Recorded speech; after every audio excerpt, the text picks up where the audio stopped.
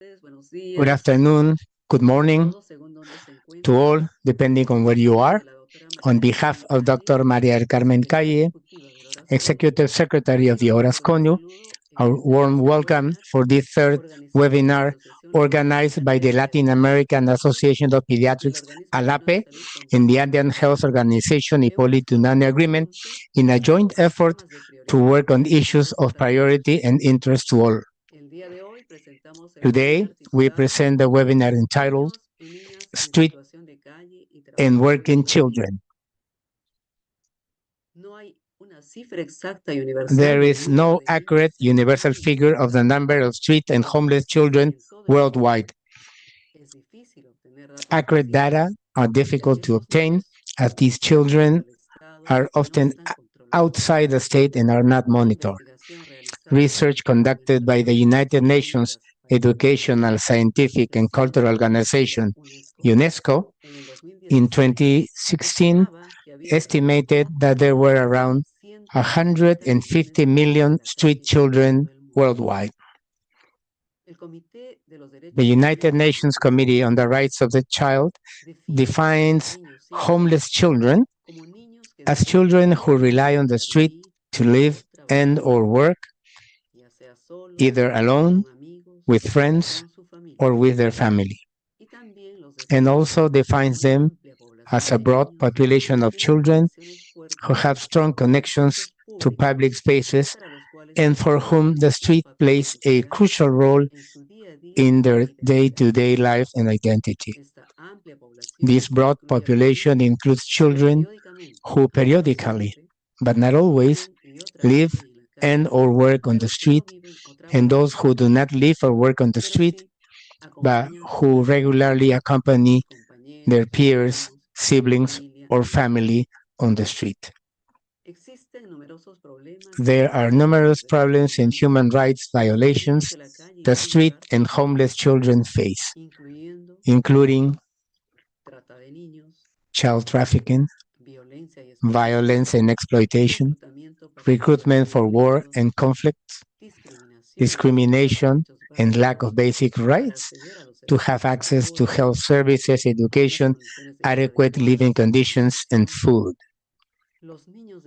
Street and homeless children are susceptible to serious health problems, such as sexually transmitted diseases, drug and alcohol dependency, as well as exposure to chemical and pollutants as a result of their living environment.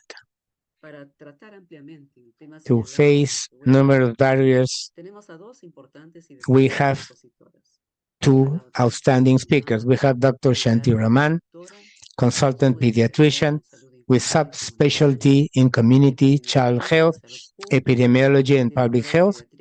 She's the director of community pediatrics in Southwest Sydney, Australia.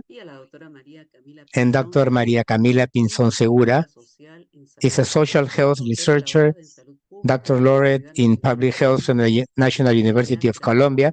She is a pediatrician with specializations in clinical epidemiology, university teaching, and epistemologies of the South. Expert in interpretative clinical public policy analysis, as well as in qualitative, art-based, and participatory action research. She's member of the International Society for Social Pediatrics and Child Health, ISOP, and associate editor of the British medical journal Open Pediatrics. And now she has the floor. But we would like to thank you for your participation on behalf of ALAPE and Horas Conu. So, Dr. Pinzón has the floor. Good morning, good afternoon. Well, we would like to give the most warm welcome to this webinar organized by ALAPE and the Andean Health Organization to explore today and to discuss a very important topic, which is of street and working children. This event is an opportunity to reflect on this problem that affects millions of children, not only in our region, but worldwide, to share perspective with a critical and multidisciplinary approach. First, we will have Dr. Shanti, who will talk about the children who work on the street from a global perspective, highlighting the structural and social factors that perpetuate this problem. Her approach will be based on her wide experience and the best practices at the international level for protecting the rights of children and adolescents. Dr. Shanti, who I met during my fellowship in Australia, is a pediatric with specialty in community health, epidemiology, and public health. She is the director of community pediatrics in Southwest Sydney, Australia, where she is responsible for clinical child development and child protection services across the region, providing academic leadership, and her research and teaching interests include migrants' health and refugees' health, indigenous children health, children rights, safety and security in health, and neonatal health. She also participates in the level of developing policies worldwide and nationwide, promoting the rights for the health of the population and children. She's the chief editor of the British medical journal Open Pediatrics. She's a member of the International Council for the Prevention of Abuse, the IPSCA, and the Executive Committee of the International Society of Social Pediatrics and Children's Health, ISOP. She's been actively involved with several organizations in civil society, responding to topics of social justice, human rights, and supports to migrants and refugees groups and women's groups. It is a great pleasure for me to introduce Dr. Shanti for her experience and dedications. It's been an inspiration for me, for many, including me. We are ready to hear for your perspective. Go ahead, please.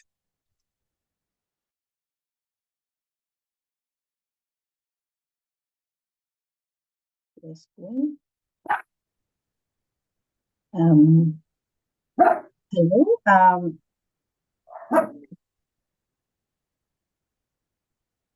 hello. Hello, I'm Shanti Raman. Very pleased to be here this this evening for you. So I'm talking about a topic that covers the globe, and it particularly covers the children and young people in Latin America. So this is exploring the health, well-being, and rights of street and working children. Why have we decided to combine this issue, street and working children? You've already heard about what street means. There are many reasons. Firstly, the scale of the problem is huge. We know that we don't know how to measure this problem. We can see it. These children are visible, yet invisible. There are common drivers between both of these problems. It is a big human rights violation. You know that children and families living on the streets have many human rights abuses, and also working children. But it is also a big public health problem because of the health issues, because of the risks. We know that both street connected children and working children are hidden populations with massive underestimates. 160 million, 100,000, it's between thousands and millions. We really find it very hard to count or measure. The other big issue is both street and working children occur in both high-income countries and low and middle-income countries, with a far greater burden in the majority world, as you know. And for us as pediatricians, we need to acknowledge that family is a major contributor. So for street children, particularly in South Asia, many families live on the street. So the child is part of the family. Many children run away from their families because of violence, abuse, and neglect, or simply not enough. So the family is a big contributor. Many working children work because of their families or within their families, or the families send them to work to support the families. So the family is absolutely important. So any approach to support this group has to think about the family. And the other big issue for us is disruptions in education are a given, which means that most of these children struggle to get basic education. And without very strong and proactive efforts to enroll children or get them back into education, it is very hard. So looking at what kind of guidelines we might have to think about this problem, we can't go further than the Sustainable Development Goals. Several of the goals in the SDGs are actually directly talking about this issue of poor-school and working children. So 16, which is about peace and justice, it's end abuse, exploitation, trafficking, and all forms of violence against children. 5.2, which is about gender equality, eliminate all forms of violence against women and girls, and all harmful practices. 8, elimination of the worst forms of child labor, including slavery, human trafficking, and recruitment and use of child soldiers. We know a lot of these are combined. And finally, SDG 4.A and 4.7 provide safe, non-violent, inclusive learning environments. This big issue of making sure we've got somewhere for these children to learn and fulfill their rights to access to education. So this is a picture. We already heard that there are huge underestimates. This is the scale of the problem. This is about street children, and this is from Consortium for Street Children. And you can see from their data how scattered the information is. You've got, something from Bangladesh saying 680,000. You can imagine if that's a scale in Bangladesh, how much bigger the problem is in India. I know that in Latin America, where it is very visible, the street population, you still have very few good measurable information. It occurs everywhere from the US, the United States to Europe, and we don't have great data in Australia, but some of the street dwelling families are counted as homeless families. When you think of child labor, we have maybe better measures of this, but this is all only based on UNICEF surveys and ILO information. So as you know, UNICEF does periodic surveys, the mixed multi-cluster surveys, and they get an idea of how many children are engaged in child labor. And let's look at that. Child labor. This is a difficult one. This is work that deprives children of their childhood, their potential and dignity, and is harmful to their physical, mental development. Remember, we're not saying that children should not work. We're talking about work that actually takes away their childhood. 160 million children work, and this is who we count, many full-time worldwide, and the greatest number and proportion are in sub-Saharan Africa. Recently, we are going to publish a paper from the estimates in 5 countries in Africa, and in Chad, 56% of the child population under 18 was involved in work. So that's a huge problem, above half of their child population. Child trafficking, we know that 50% of victims worldwide are children. And trafficking, of course, includes everything from labor, domestic work, sexual exploitation, military conscription into gangs as well, begging, illicit adoption, organ harvesting. The list is endless. So what do we know as the facts for child labor? It is a persistent problem in the world, 160 million children that we can count. And unfortunately, the global progress against child labor has stagnated since 2016. We were making a lot of progress in this area. ILO has got laws in place, the International Labour Organization, and most countries have signed up. And, you know, officially children don't work under 14. But we know that since COVID-19, the rate and the number of children engaged in labor, and particularly harmful labor, has gone up. Child labor is very, very hidden, just like the street population.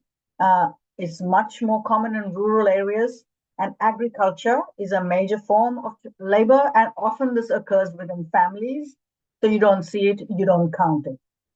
And sadly, child labor is frequently associated with being out of school.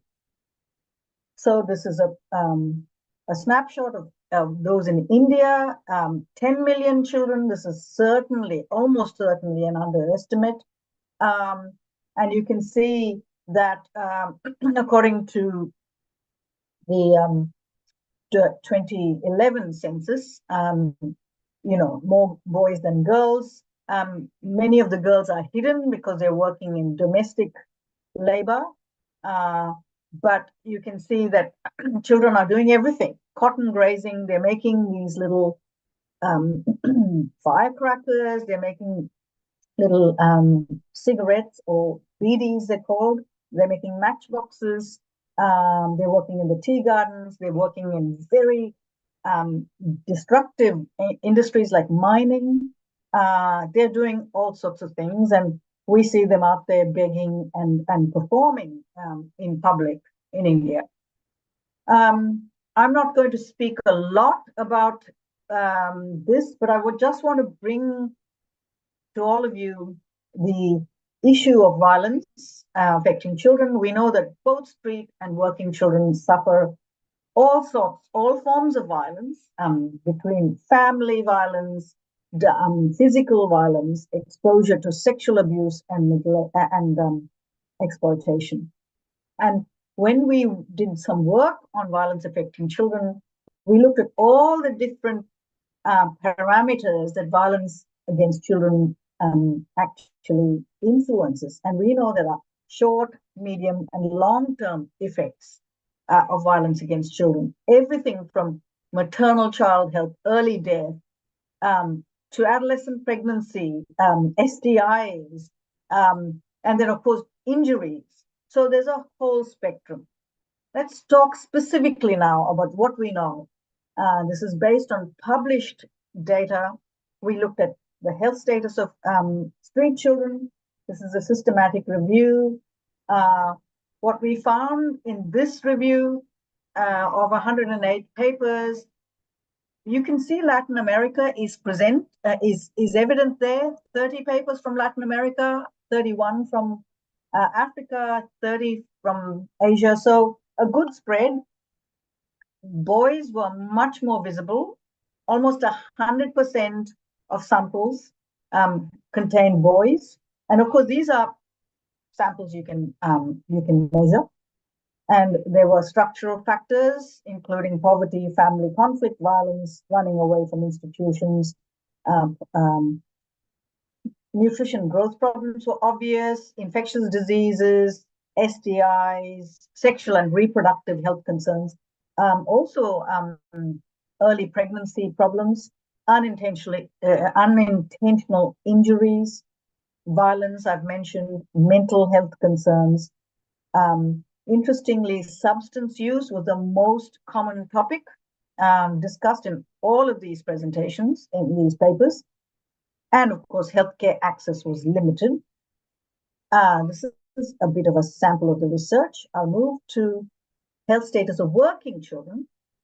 Again, this is a systematic review, 2018, 78 articles, mostly conducted in Asia, again, South America as well, a fifth from India.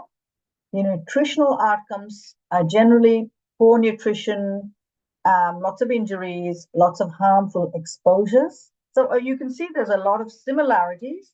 We're not seeing the sexual and reproductive health issues. And this is looking particularly at low and middle income countries. And again, you can see poor growth, malnutrition, infectious diseases, mental health problems, and decreased coping efficacy. And this is the final review. I thought it was quite interesting to look at similar populations. This is about orphaned and abandoned children. And you can see that a lot of these orphaned and abandoned children worldwide actually get engaged in child labor. There are also many of them on the streets, and many of them have significant health problems, but their big issue is that they get exploited. Okay, so what kind of guidance do we have to support our work with this group? Now, General Comment 21 from the Committee on the Rights of the Child. This is children in street situations. This from the UN. This takes a child rights approach, and this is for those of you interested, you can read it. We have no idea how much, how well it's followed, who is actually monitoring General Comment 21, but it really talks about the role of the state and the responsibilities that the state should take on. And it talks about addressing the complexity, structural inequality, family violence, all of that. It talks about providing services and also pushes data collection and research.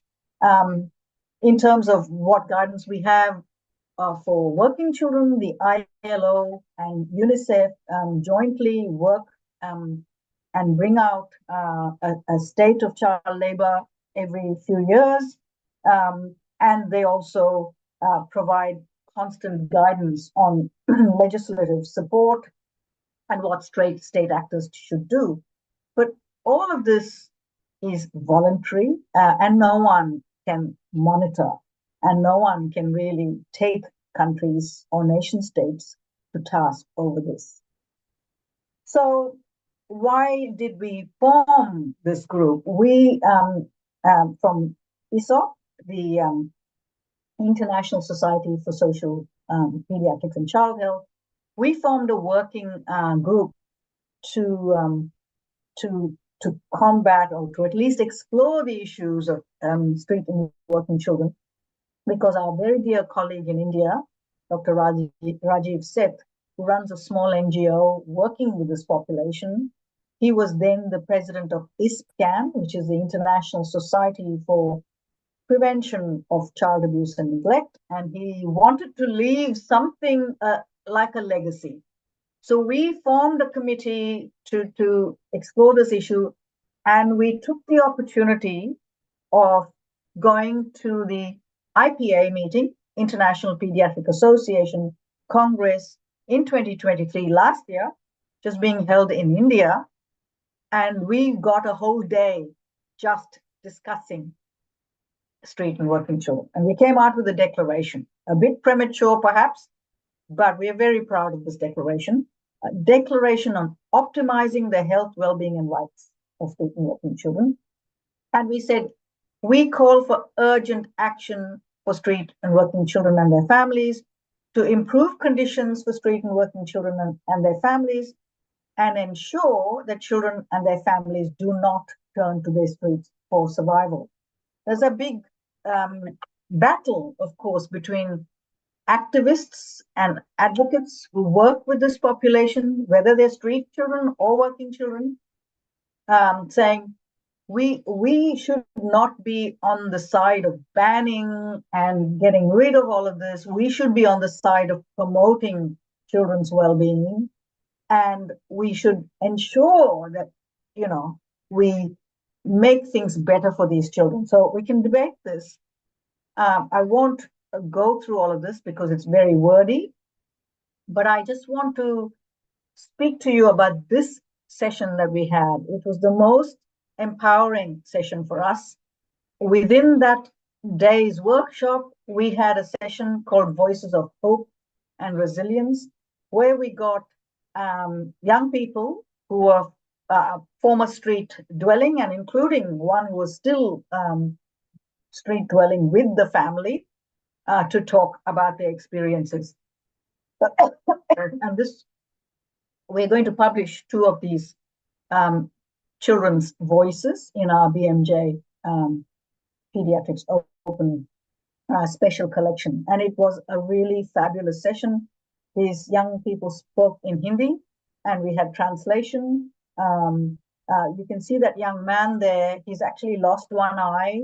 Yeah, he was engaged he was on the streets, he was doing all sorts of things to survive. He ran away from home because home was so terrible.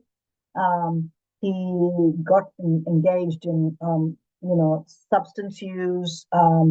He lost an eye because of what he was doing to acquire his drugs. But he's come out of all of that, and he is a terrific advocate. So it was wonderful to hear him. And now the other young woman was speaking about living on the streets with her family. So let me just quickly talk to you about where we are with this working group on street and working children. We have over 30 members, but really an active core group of maybe 15. And we've got members from all over the world. We've got activists and NGOs working on this issue. Plus, we have academics, researchers, child rights specialists, and of course, pediatricians. So what have we done? We formed loosely kind of in 2022. And so we've only been going for about 2 years. We obviously made that declaration on street and working children at our IPA pre-conference workshop. We got that actually published in the Lancet Child and Adolescent Health as an editorial, which was terrific. There was a special issue of child abuse and neglect on street-connected children in April 2023. And then, of course, we launched our special collection on health and well-being and rights of street and working children, BMJ Pediatrics Open. That is open through till June 30th. But I will try and extend it because I really want something from Latin America.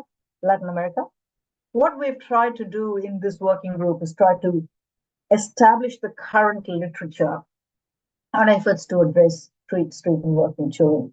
We've done things like having webinars, either with our NGO partners, with BMJ Pediatrics Open, or with you, Alape, or other groups. We want to come up finally with a policy statement. So let's just tell you what our special collection for being BMJ Pediatrics Open. We've already got fantastic papers published so far, The Viewpoint, which I'm happy to share with you, which is a kind of like an editorial.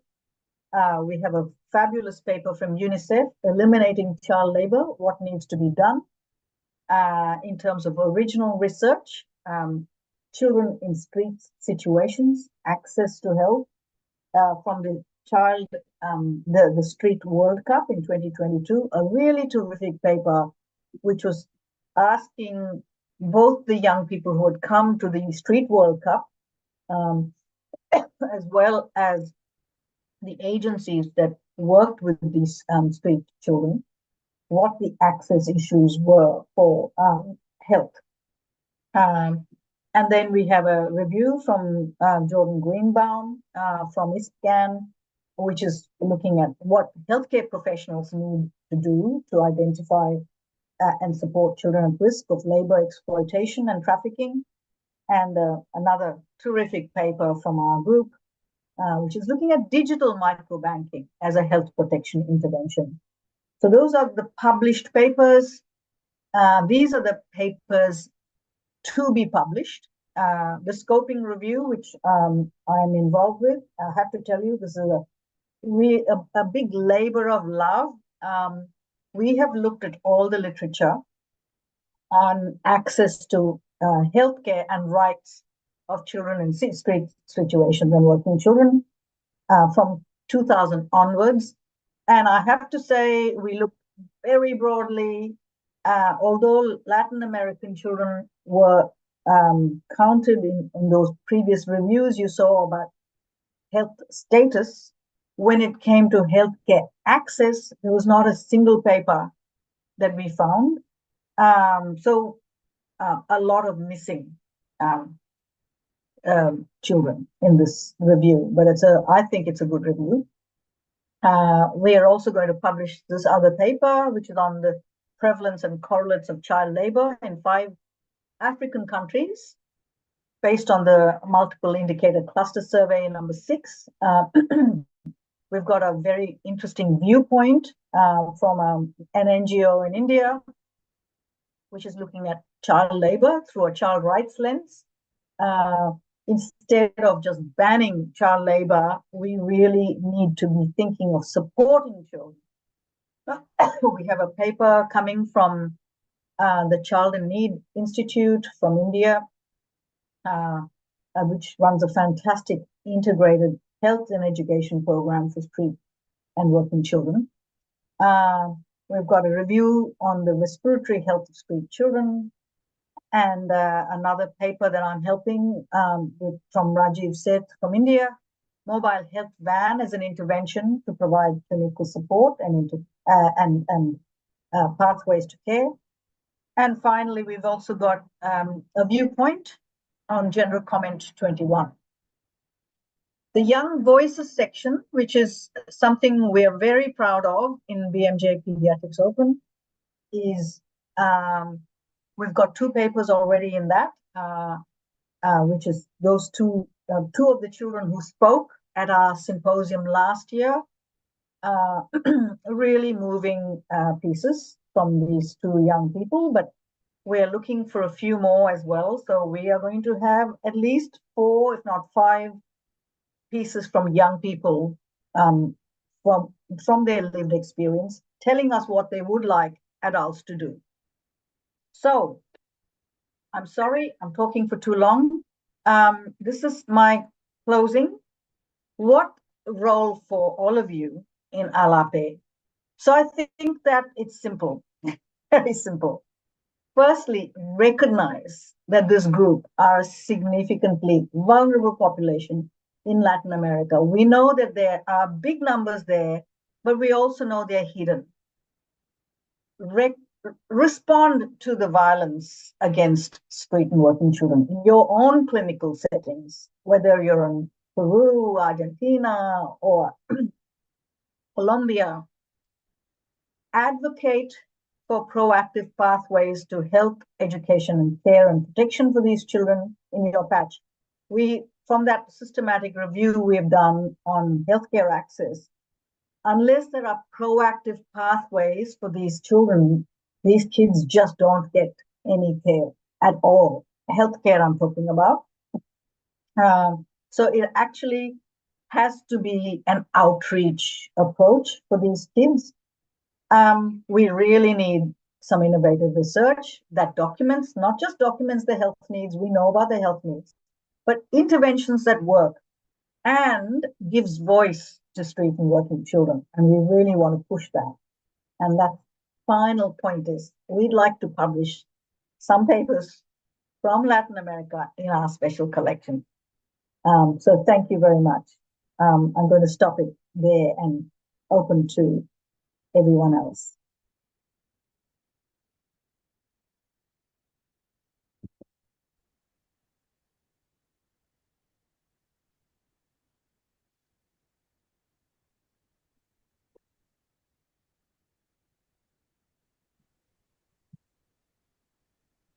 Gracias, Chanti. Vamos a Thank recibir you, los Shanti. comentarios al final de las dos We're going to charlas. have the Por comments favor, at the end of the two escribir meetings. desde They already start estas sending their unidades comments. para que entonces al final entre las dos So podamos at the end, responderlos. between the two of us could respond them. Right. ¿Me pueden ayudar, por favor, proyectando mi Can you mi help me expo? with my slides, please?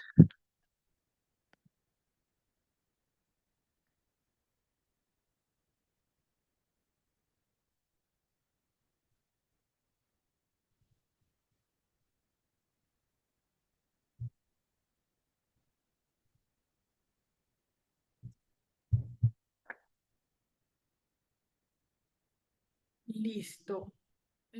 ¿Ya está proyectada Right. completa, la pantalla completa? Now you can see my slides, Listo. full screen. Entonces, So bueno, ya me habían presentado, mucho I have gusto. already been introduced. I'm María Camila Pinzón. Soy de Colombia. I'm Y el from día de hoy Colombia, hablaremos and sobre today I'm la going to mirada talk crítica about a critical latinoamericana look al at the situation in presente Latin de America niños, niñas to y the working adolescentes children and a nivel adolescents local. in street situations.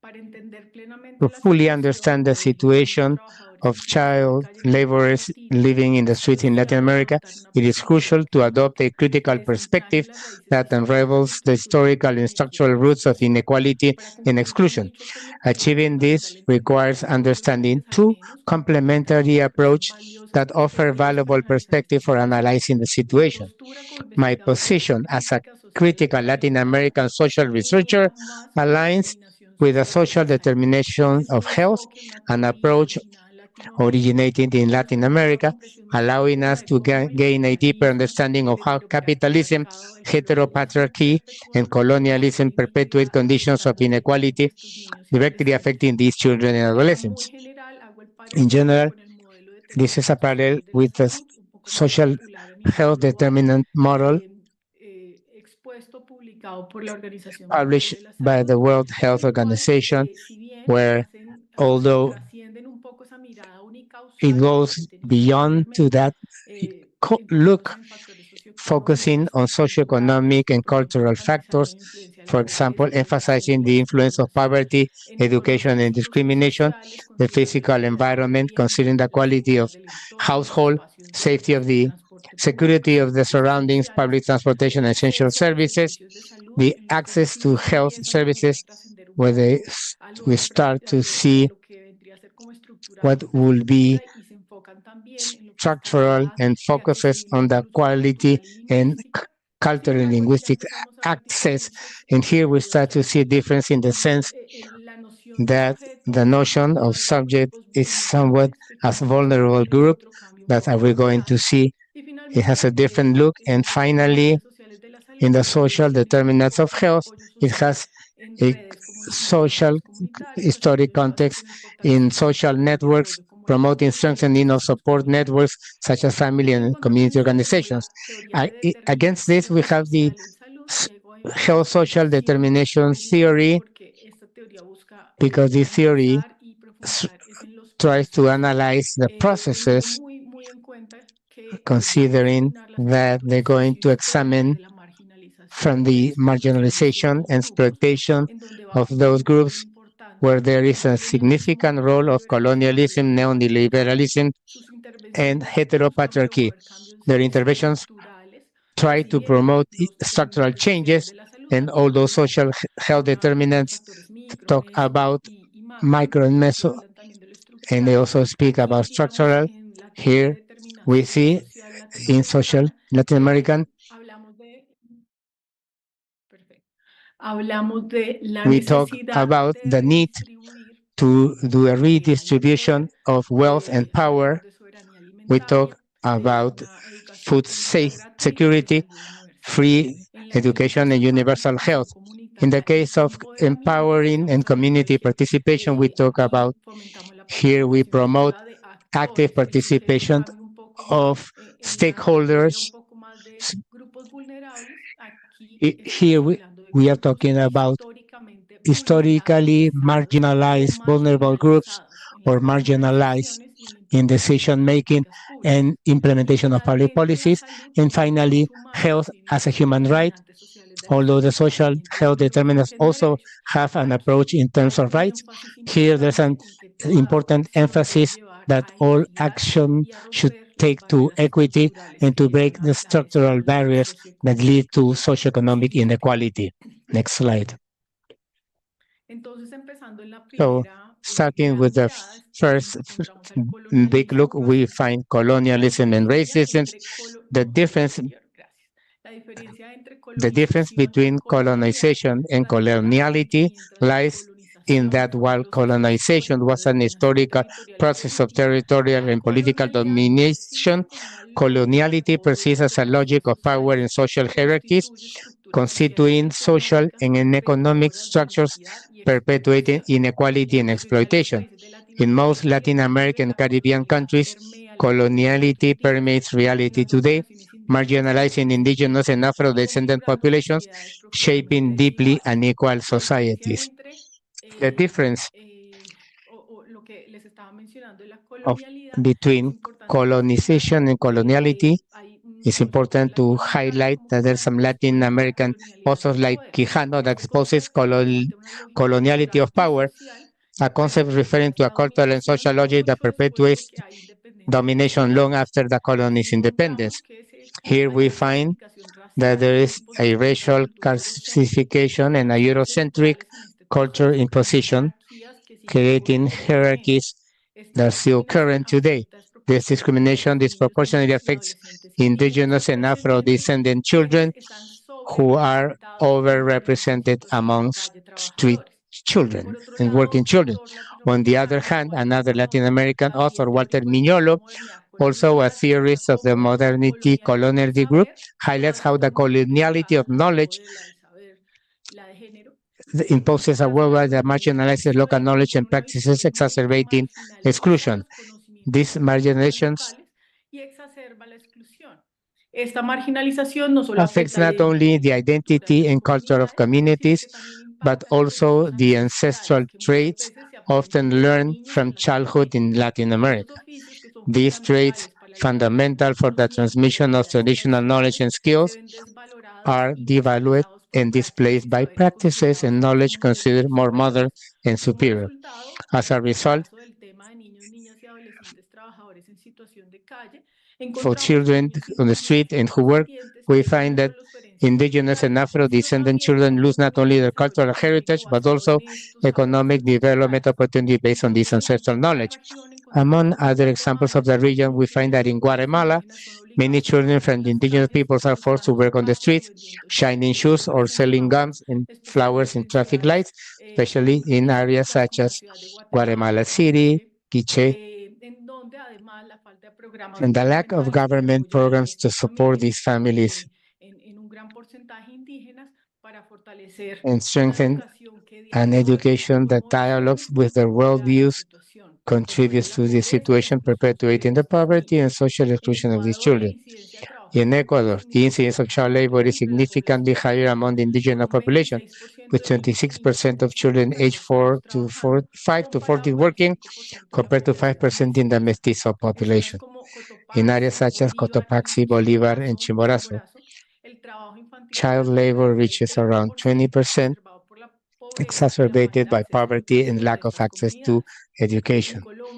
In Colombia, a country heavily affected by drug trafficking, children work in coca crops in dangerous conditions and without protection, perpetuating a cycle of poverty and exclusion. The lack of access to resources and economic opportunities in these historically marginalized communities facilitates their forced migration, racial discrimination, and exploitation by outlaws groups, armed conflict, and gangs. And these factors contribute to indigenous and Afro-descendant children being disproportionately represented among street children and children who work. Next slide. Capitalism, especially in its neoliberal form, has exacerbated economic inequalities. Theories such as David Harvey and Immanuel Wallerstein explain how global capitalism relies on the continuous exploitation of peripheral regions and countries of the global south, maintaining an international division of labor that perpetuates poverty and lack of opportunity in regions like Latin America. Extreme poverty and lack of economic opportunities aggravated by neoliberal policies with deregulation of labor market, reduction of social programs, and privatization of basic services, among others, such as the lack of agrarian reforms or free trade agreements, do not benefit us, resource exploitation, and the imposition of extractivist economic systems have kept large sectors of the population in poverty, forcing children to work to contribute to family sustenance. In Peru, approximately 88% of child labor is in rural and agricultural areas, which also have a higher concentration of poverty. The current economic model reproduces socioeconomic inequalities and fosters informal and precarious economies where the state has little capacity of intervention and protection, allowing armed groups, gangs, or organized crime to exploit children without fear of repercussions. Several countries experience this situation: Colombia, Brazil, and Honduras. For example, in Honduras, where approximately 3,000 children live on the streets exposed to violence and exploitation.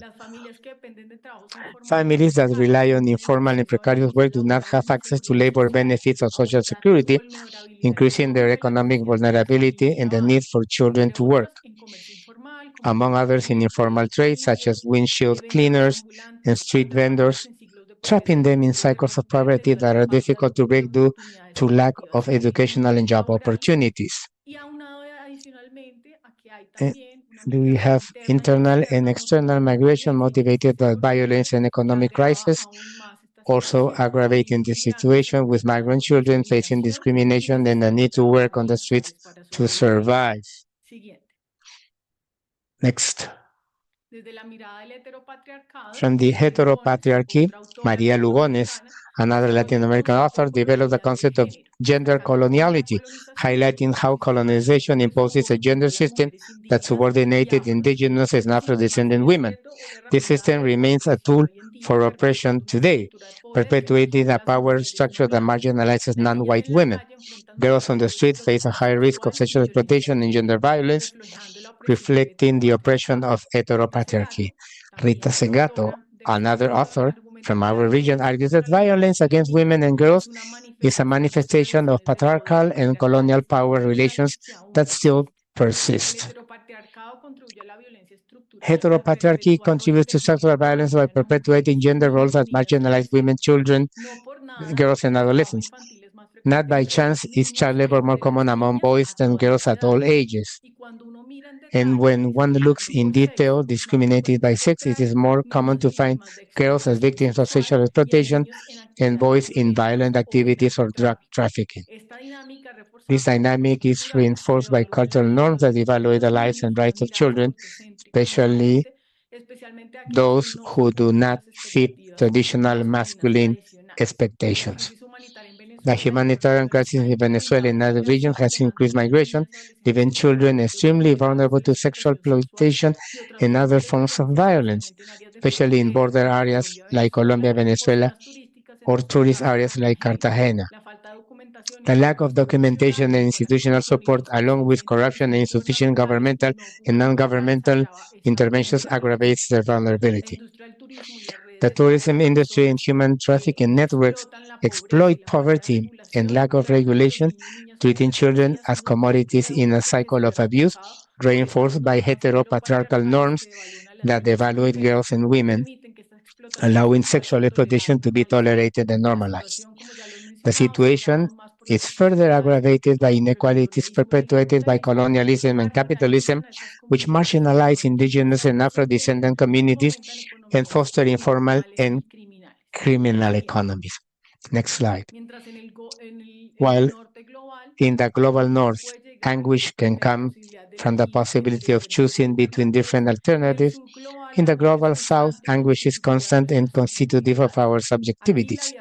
Here, daily life involves risks such as crossing a street where traffic rules are not respected, living under the uncertainty of food security, or not having access to basic services, the danger of being recruited by outlaw groups, or facing gender violence with the fear of being raped, impaled, or dismembered by feminicide. Hence, the reinforcement of the prejudice that we are violent, but not by nature, but as a result of social structures and systems that perpetuate inequality, oppression, and exploitation. Joan Galton described this violence as invisible and manifested in the gap between human potential and actual living conditions. Structural violence in Latin America is complex and deeply intertwined with colonial legacy, the capitalist system, and the heteropatriarchal structures. A critical perspective allows us to understand that the exploitation and violence suffered by children are not isolated cases, but are rooted in an unjust social structure that requires profound interventions for transformation. Among other determinants, we find, summarizing what I've said, socioeconomic inequality, social exclusion of poor, indigenous, and Afro-descendant communities, impunity and institutional weakness, culture of violence, where the normalization of violence due to decades of armed conflicts and repression influences social dynamics and perpetuates cycles of structural violence. Next. Concluding this first part. Previous one, please. The prevalence of child and hazardous work in Latin America and the Caribbean and the highest rates of child labor in low and middle-income regions have socio-historical roots that are generally not addressed by child protection policies and are inconsistent and poorly implemented. From a critical Latin American perspective, these issues are not simply the result of individual decisions or moral failures, but are deeply rooted in colonial, capitalistic, and heteropatriarchal structures. Next slide. Projecting other scenarios of possibility in the remainder of the talk, I will analyze the situation of children who work and live on the streets from the three dimensions of my theory, the affective interstice, a theoretical and methodological approach for the analysis of public policies from a Latin American decolonial feminist perspective. The affective interstice as a unified theory from complexity invites the Global South to challenge traditional methods of public policy making, addressing social issues from different scales of analysis, focusing especially on how microsocial interaction reflects, while maintaining and reproducing, institutional macrosocial powers. Reality from this approach can be addressed from three dimensions. The first is a translational dimension. It's a disciplinary and institutional approach, analyzes how knowledge and disciplinary practices shape and exercise power through institutions and technologies, such as public policies. It helps to understand how subjects are shaped by signifiers linked to power relations and dominant discourses. The other dimension is the emotional dimension. This is centered on how these emotions circulate and shape bodies. It explains how public policies and social representation of a problem are sustained through these emotional dynamics. It's focused on the concrete interaction between humans and non-humans. Finally, the corporal dimension considers the bodies in actions as a materiality of identities, subjectivities, and social and political agency, individual and collective. It analyzes how bodily and affective interactions shape actions in relationships in the field of study. To put this in the study, we find that in the case of the translational dimension, the discourse of street and working children is based on the deterministic and multicultural vision centered on risk factors and microsocial causes. This approach could be summarized in four paradigms that are going to give this first umbrella of macro social significance. We have control and normalization. This is an approach that tries to domesticate what is considered to be wild, abnormal. It focuses on criminalization of poverty and marginalization of children in the streets. Another discourse approach that is prevalent in policies that deal with this problem is the hygienic and sanitary. They're all quite related. The second is the idea of cleanness, not only of human beings in the cities. Children who work on the street are seen as a need of control. And number three is more therapeutic and offers caritative responses, usually religious or associated to religious groups, to some structural deficiencies that these children face. Fourth, psychiatric or medicalized and goes through DSM-4 processes to social problems. Children in the street working children are seen as individuals that need to be calmed or medicated. Another of the paradigms of damage reduction is seen in certain alternative groups. It's a less moralist approach that's looking for alternative way of stopping substance abuse. And another approach is that of social inclusion. Many programs point to this, but as we're going to see, perhaps in the section of Q&A, many have led that poverty that can be more manageable without living this condition. In conclusion, the discourses related to street and working children represent the problem situation in the street has to be represented with more complexity and challenges that if you look them just as one single look, they're going to be, some of these structures are going to be left out of sight. From the corporeal dimension of materialities, we find that perhaps in the case of the approach, what we're going to see is that there are public policies that are focused in controlling and circumscribing the geographic spaces, like in Bogota, where you clean this sector of the city because this is an urban space that is needed and needs to be clean. And this geographic space with the implementation of hygienic urbanization are implemented. The consequences is that these children in the street who are vulnerable end up being more in the periphery with weak institutional responses, chronic assistantialism, and an inadequate structure. The interventions are not dignified or human and are controlled through public force with more repression. How do we materialize this approach? With problems such as the primary health care, vaccination programs, zoonosis programs, among others. The consequences is that these children are treated as a public health problem, as ill, and continues their stigmatization. From the civil society, we have practices such as we saw here in downtown, by adding oil to the streets so we can get these people go away.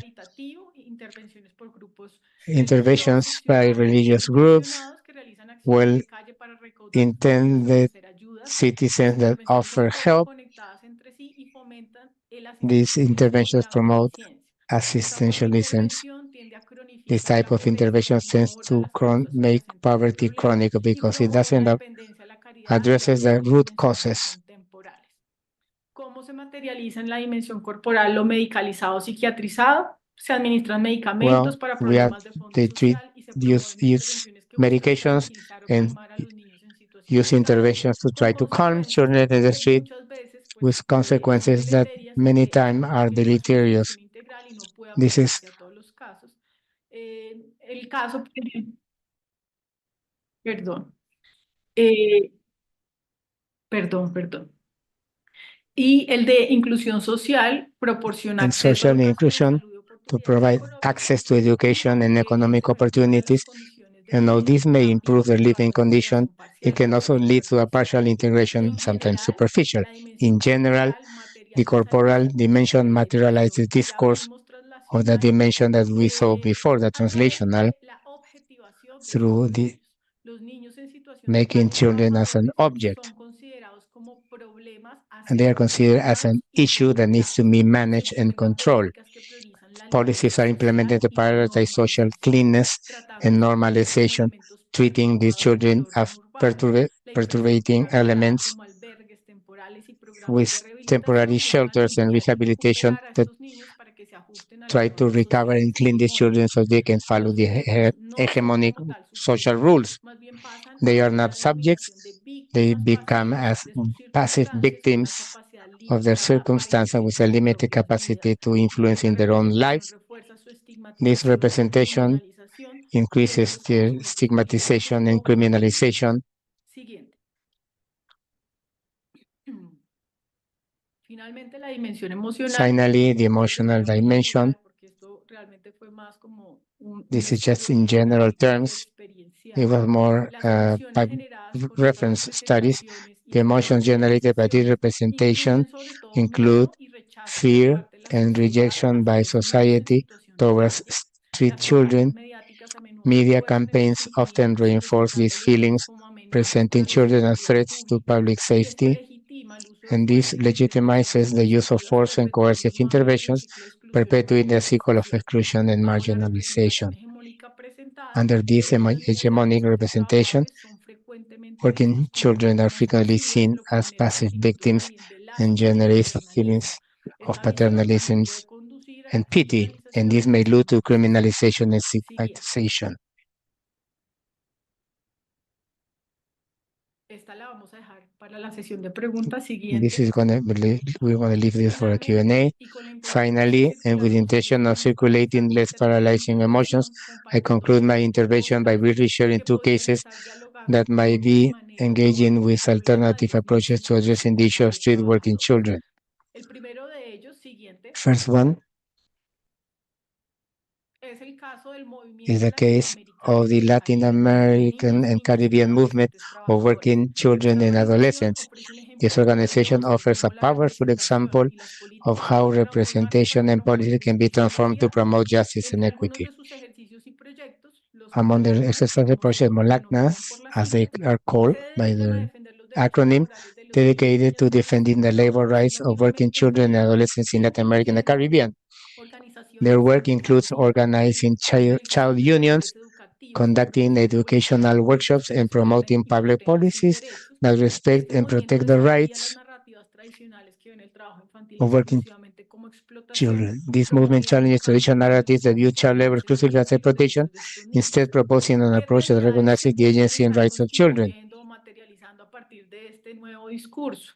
En contraste a la representación hegemónica In actual contrast to the del trabajo homogenic infantil, que es una current representación homogenic negativa, representation of child labor is asociada often exclusivamente negative, con explotación associated y abuso, exclusively with implica exploitation and abuse. prohibiciones, This view leads sanciones to y policies supresión that de aim to derechos eradicate y child labor through descuido de prohibition causas sanctions with addressing estructurales. structural causes El movimiento that compel adopta un children to enfoque work. basado en los derechos It humanos y en la has justicia an social, approach reconociendo based que on human muchos de rights and estos social niños justice trabajan approach, por necesidad recognizing that y es many children work fundamental out of garantizar que necessity estos and that it is derechos sean crucial to respetados ensure y their rights protegidos. are respected Los and protected. Molacnat The promueven la Molak Acts organización sindical promote de los the niños union y la organization of respuesta working children, colectiva a providing sus them with a necesidades y platform luchar por to condiciones express de their trabajo needs and dignas. fight for fair ¿Qué working emociones conditions. podrían estar circulando con estas alternativas? What emotions can we have Encontramos here? que We al find generar una that by generating subjetividad que ya no es pasiva, subjectivities de paternalismo, based on objetivas u empowerment and objetivadas dignity, sino que están más but basadas en el is more empoderamiento y la based dignidad on empowering and y la dignity organización de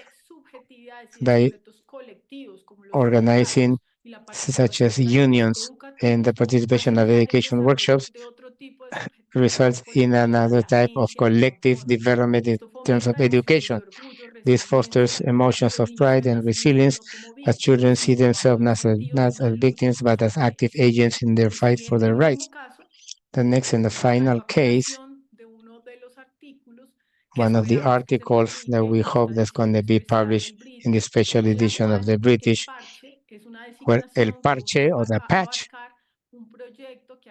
is a project that in Bogota, Colombia, has been carried out together with the street children, led by Susana Ferguson and Andrés Góngora. In the last 20 years, they've had developed innovative projects that challenge hegemonic narratives about this population. Their work offers a tangible example of how public policies and community actions could be transformed under a critical fictional ethics seeking justice and equity. They have implemented several research that are going to be collected in a review article. Among them, we have artistic workshops, memory projects. One of the most notable projects is restoring the forgotten memories of the L, which refers to this place that was violently intervened, which was a group that was historically vulnerable, and focuses on the memory and resignification of stigmatized urban spaces. The interesting here is the academic and the museum, the National Museum, are partner and make more legitimized point of view because it's an art exhibit in a discourse that is institutional, the Museum of Art, where they're going to expose the most important artworks in Colombia. Here we have this materialization of the discourse and memory of the street population.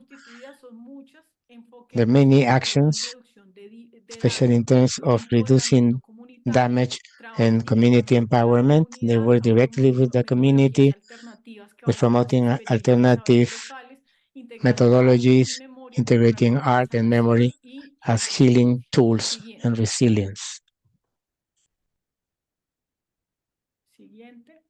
Next.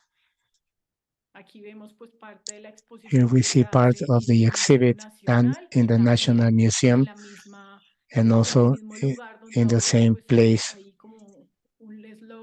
where there's a slogan of a creative district. And to conclude, my last slide,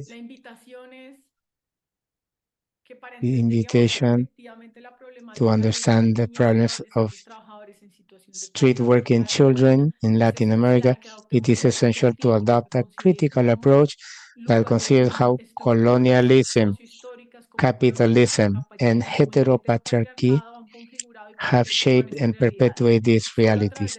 Only through the transformation of these structures can we move toward more just and inclusive policies that truly protect and empower these children. This critical analysis allows us not only to mitigate the symptoms of exclusion, but also to address its structural roots to build a more equitable and human future. Thank you very much.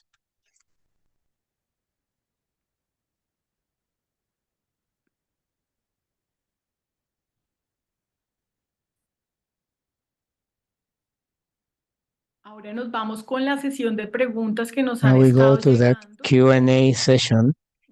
Permítame un segundo.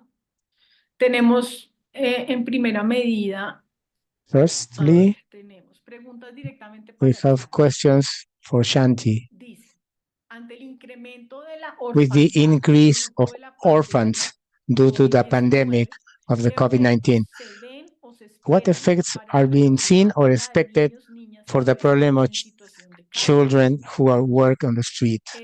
Las tres están muy pegadas, entonces las voy a decir las tres. I'm going to read the three questions. ¿Qué políticas públicas What han public demostrado ser policies efectivas have para shown to proteger be a los effective huérfanos to ante la protect pandemia? orphans from ¿Hay the algún pandemic? país modelo o Is there any model country or líneas de example? investigación And what consideran research lines relevantes para do you consider desarrollar relevant to actualmente en develop, América Latina? particularly in Latin America? Okay. Thank you for those questions. First question is about the orphans from the COVID-19. I can only speak from experience of India. A huge number of orphans were created, and they did a lot of things that was wrong. They actually tried to institutionalize these children, and very quickly it was obvious that institutionalizing, putting children in homes was the wrong thing to do, and that directly led to further exploitation of children. So we do have papers that try to measure how big the problem of orphans due to COVID-19 pandemic. I can circulate that paper that was, I think, published 2 years ago. The numbers were huge. So the question was, did it exacerbate the problems for street and working children? Yes, it did. We know from the limited research that's been done that the COVID-19 pandemic increased the reliance on families going on the street, and children also going to the street. Again, drawing on my experience from India, the biggest mass movement of populations took place in India due to the very rapid public health shutdown in 2020, the first shutdown that they had in India. And it was announced within hours. And you can imagine there were millions of families that lived in urban, big urban cities like Delhi and Bombay and Calcutta. They all had to go back home. Some families had to walk for days to get back to their villages. Many of them died. Many hundreds died en route when they got back to their villages. Many of them were not even let in because there was such fear. So a lot of terrible things happened due to the pandemic. I think we are not fully able to count how bad the pandemic, the indirect effects of the pandemic were, particularly for children, young people and their families. So very big. Do I know about any good post-pandemic measures, particularly for orphan vulnerable children? Actually, I don't know. I can't speak to that. I mean, I live and work in Australia. We're very, very protected from the world and deliberately protected. So I haven't actually heard, but I know from NGO friends working in the ground that they have tried, they've just bolstered all their programs, and they are really, really needing to increase their levels of support to the street and slum dwelling populations in whichever way they can. Popular and things that have worked are second chance education programs, particularly for young women. In South Asia in particular, the focus on young women has been because the women, young girls and women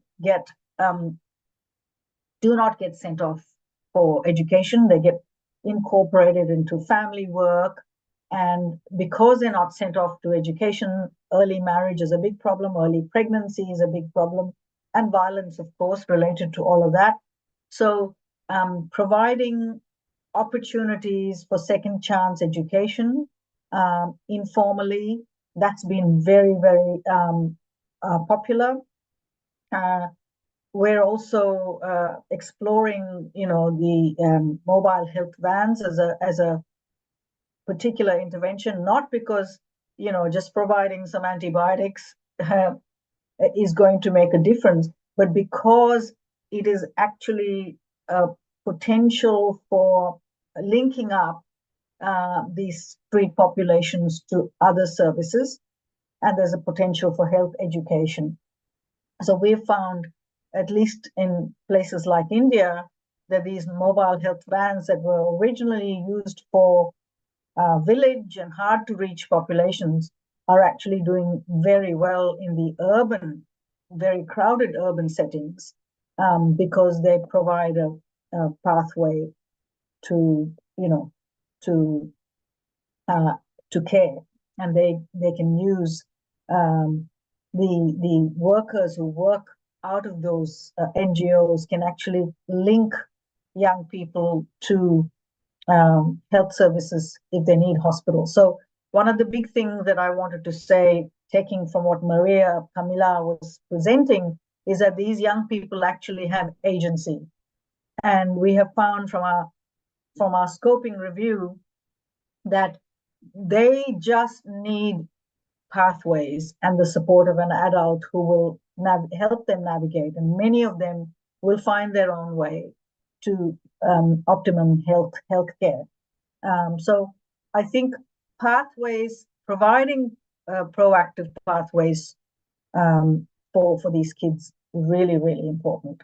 And making sure that you acknowledge their agency. You allow them their voice, their presence, their wishes and their desires. And I think that is a really big issue. Latin America does it very well. We actually have to learn from you.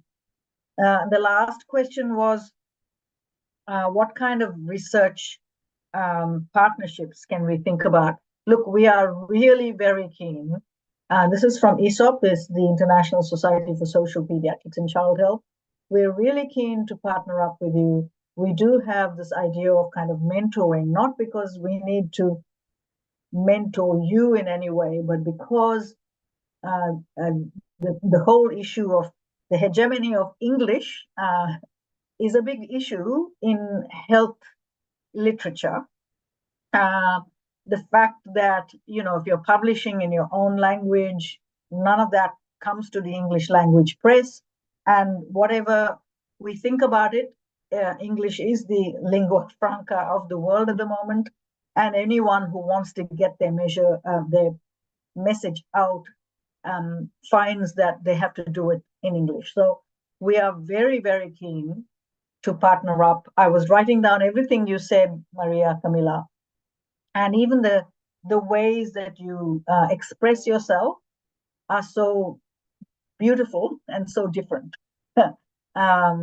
So I think that we would like to support any research efforts that are going on in Latin America. If there are ways of bringing the voices of young people in Latin America out, there are ways of highlighting the research that you're doing, even your theoretical papers.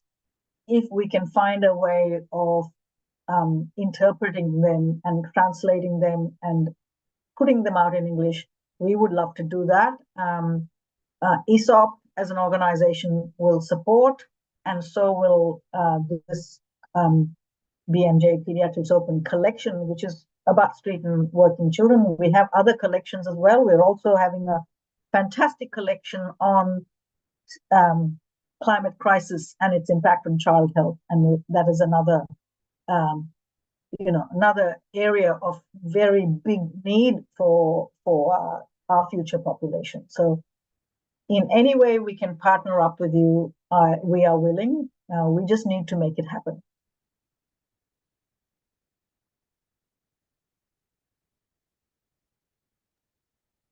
Gracias, Shanti. Y de hecho, Thank you, Shanti.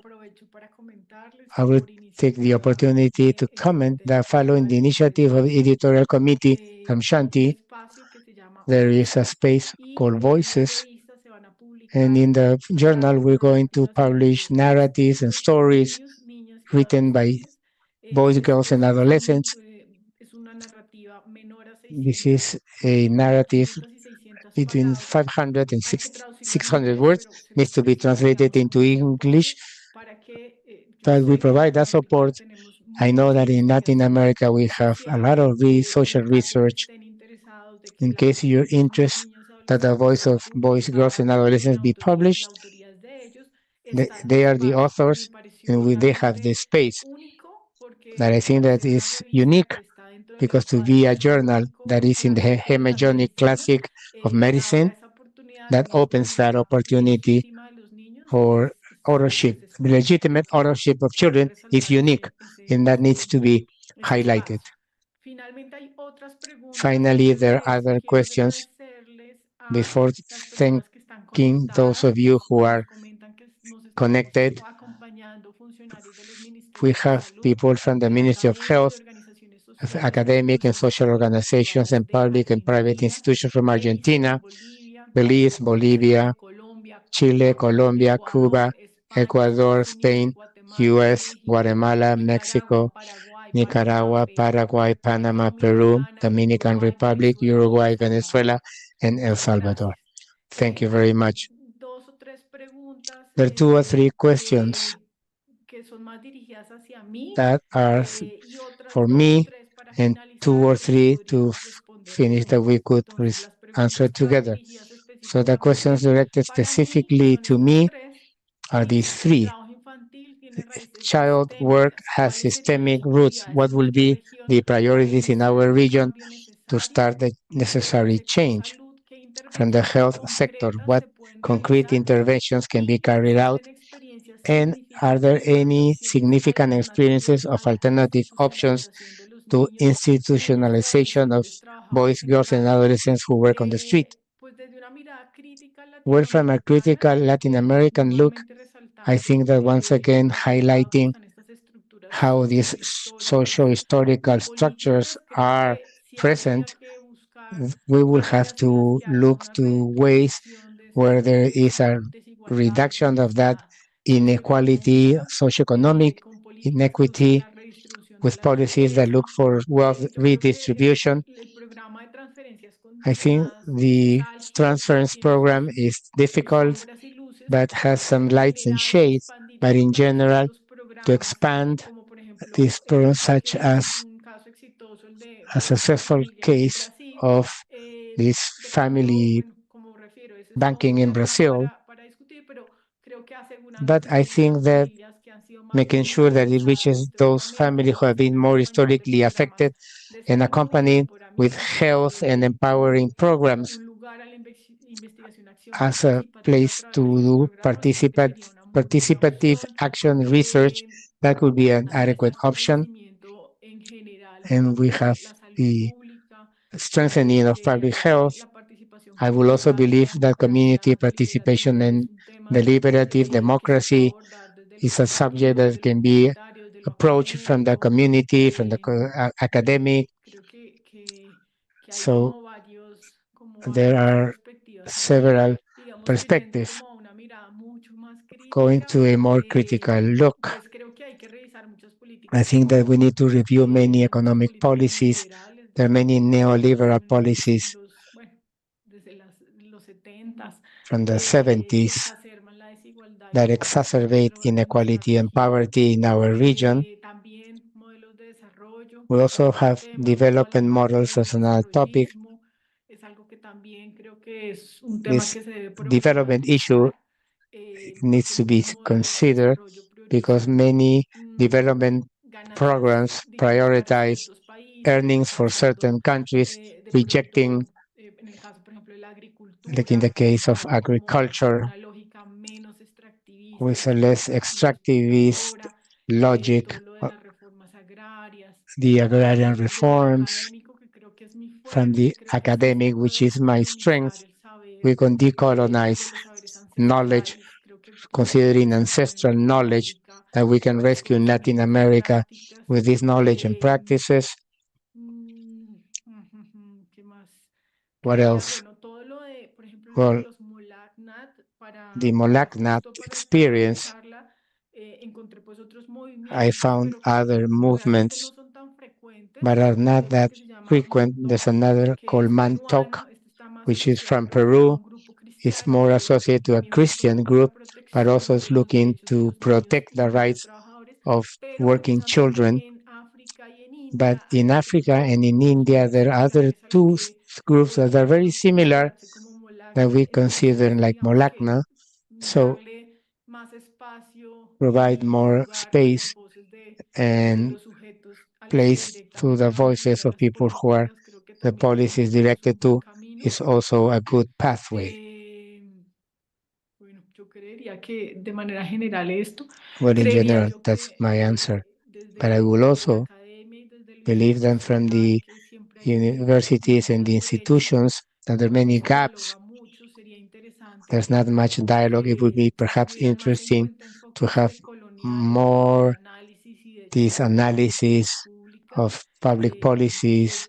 El caso de mi teoría es uno, pero hay My varios. theory is one case, but there are several Hago others. referencia al menos de dos I have autoras, una at chilena least y una two mexicana, que authors, one también from Mexico, another y from otra Chile, colombiana, and another from Colombia, que también le están, digamos, that como is also trabajando el tema de otro tipo de working with políticas públicas other type of que public sean más desde policies esa mirada that de have a decolonización. better Entonces, look bueno, in yo favor of creería que en ese decolonization. caso creo que preguntas que van And dirigidas the hacia questions los dos directed to both of us, también son tres. Entonces there are sería also cómo three, aportar para que will el be problema sea más how to visible contribute to make this para problem el more personal de visible salud, for the health sí, para personnel, que sea más visible, digamos, en lo clínico to be made more para los visible trabajadores de la salud, for the health cómo proteger workers, a la población how to migrante protect the para migrant evitar el trabajo population to infantil y la avoid vida en la calle.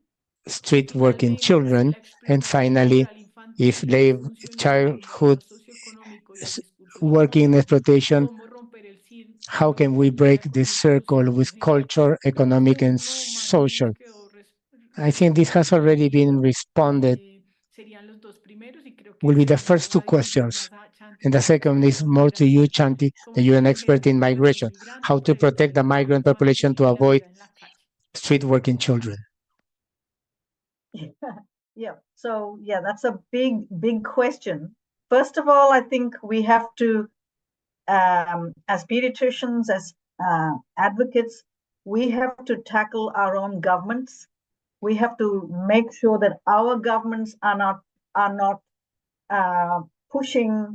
causing the push and pull factors that we certainly in Australia we did so much.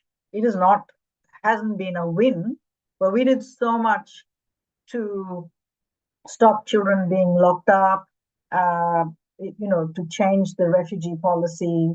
I think that ESOP as an organization is trying really hard to bring out policies that support children's rights, the rights of children on the move.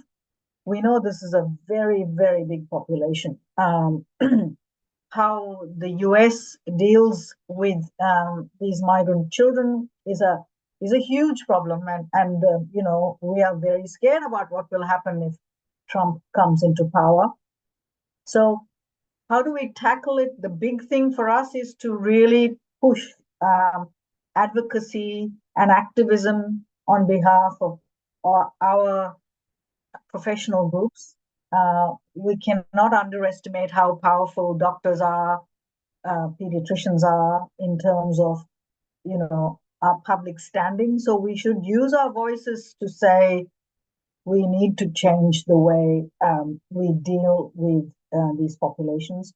I can tell you that in Australia, at least in our state, the one thing we have managed is to ensure that all children, or actually all asylum seekers, so those who are not officially refugees but are kind of still waiting to be accepted, will have access to public health services. So if they turn up to a hospital or a health center, we will not be able to deny them because they don't have identity papers. This is something that we can certainly push. All of us across Latin America, you can try and push to make sure that health services, your hospitals and your health centers do not prevent children, families from accessing healthcare because of lack of identity or lack of legal documentation. It should be a right. So healthcare, I think we can push that. that healthcare, children's access to healthcare is actually a right, and it's enshrined in the Convention on the Rights of the Child. We can certainly push that line. Whether you get heard or whether you get responded to is a big issue, but we should definitely respond. We should definitely take that line.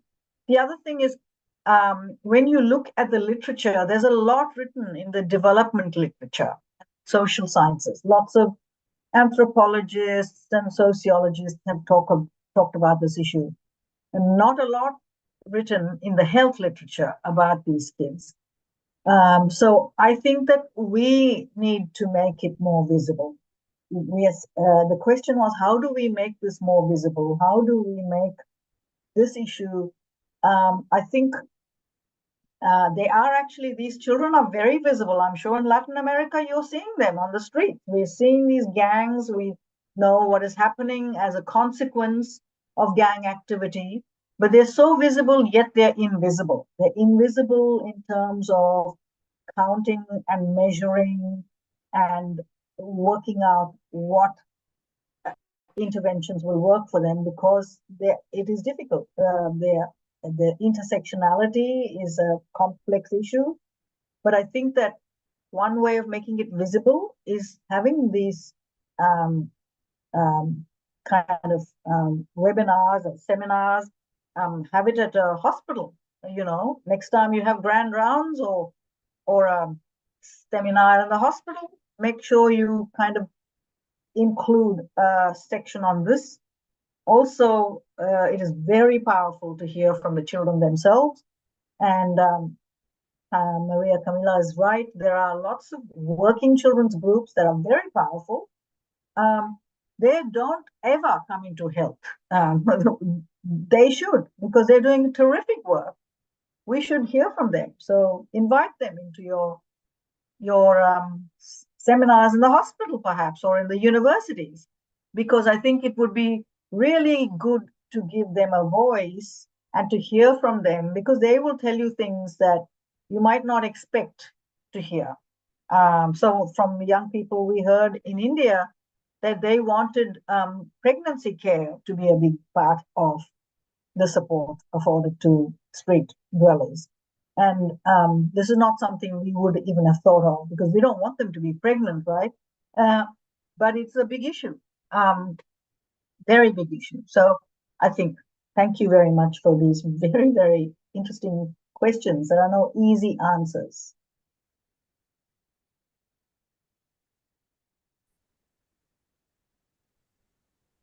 Pues yo realmente no tengo mucho que Well, I don't complementar. have any more thing to add to this question. I think that Shanti has mentioned several scenarios. From my personal experience, this is a difficult field that doesn't have very tangible solutions, because as a physician, as a pediatrician in the hospital, and I have a PhD whose title is public health, but I think it's more anthropology, social science. It is difficult to find places where they will allow to do this bridge with the results, to promote those knowledges.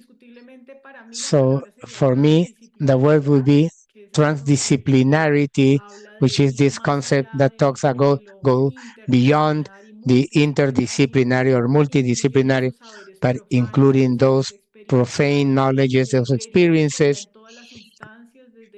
It will be at every level, from the decision making with highest power. For example, the case of medical schools,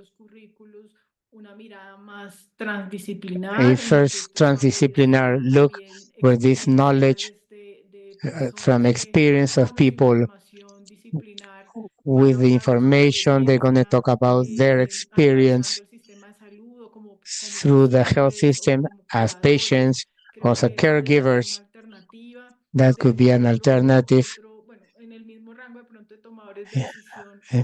Perhaps also with the government decision makers, with public policies that look a more critical look. but also in others, perhaps in a different scale of decision making, perhaps get together, opening spaces. And once again, from my experience for this presentation, I did with Susan Ferguson and Andres Góngora with the social anthropologist, and she's very well recognized in street dwellers, and be able to get together and to look at, realize that the decision-making power that we have is very small, but perhaps with those meetings, we can sustain that existence by exchanging ideas. For example, like in El Parche, listen to all those different knowledges and allow those channels. I think that there we could find this issue, but this is not a very simple answer. I think that we will close. There are no more questions in the chat. I would like to thank for your participation. Shanti, you've mentioned sensitization is one of the first steps. Well, if there are no more questions or a final comment, Shanti, we will close the meeting. Thank you for your participation. Shanti, can you close, please, the meeting?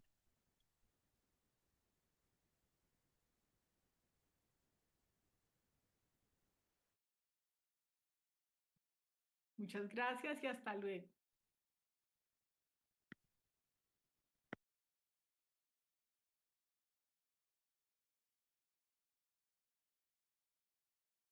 Muy bien.